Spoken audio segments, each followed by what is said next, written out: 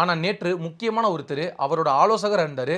ஐயா மூத்த தலைவர் பண்ருட்டி ராமச்சந்திரன். அவர் எப்படிப்பட்ட ஒரு வரலாறுல இருந்து வந்திருக்காரு, யார் யாருக்கு ஆலோசகரா இருந்திருக்காரு அப்படின்றது நமக்கு தெரியும். அவர் வெளிப்படையா வெளியில வந்து சொல்றாரு, இதுக்கு மேல ஓபிஎஸ்க்கு அத்தியாயம்னு ஒண்ணு கிடையாதுங்க. அவரோட அத்தியாயம் முடிஞ்சு போயிருச்சு. பேச வேண்டிய எல்லா வாய்ப்புகளையும், நடந்து கொள்ள வேண்டிய எல்லா வாய்ப்புகளையும் தவற விட்டுட்டு, இப்ப அமைதியா இருக்காரு. இன்னமும் அவர் பிஜேபிய நம்பிட்டு இருக்காரு. பிஜேபி தான் இவர எல்லா நெருக்கடியும் குடுத்து, இவர ஒண்ணுமில்லாம ஆக்கிட்டாங்க.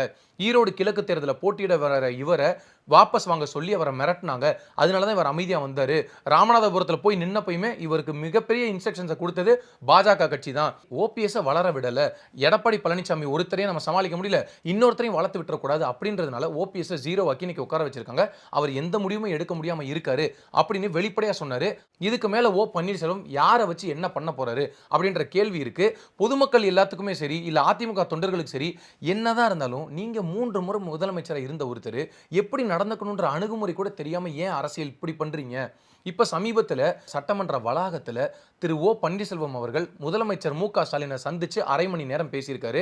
அவங்க கிட்டத்தட்ட 1 மாசத்துக்கு மேலாக அவருக்கு அழைப்பு விடுத்துட்டே இருக்காங்க. வாங்க உங்களுக்கு சரியான பதவிய நாங்க குடுப்போம்னு.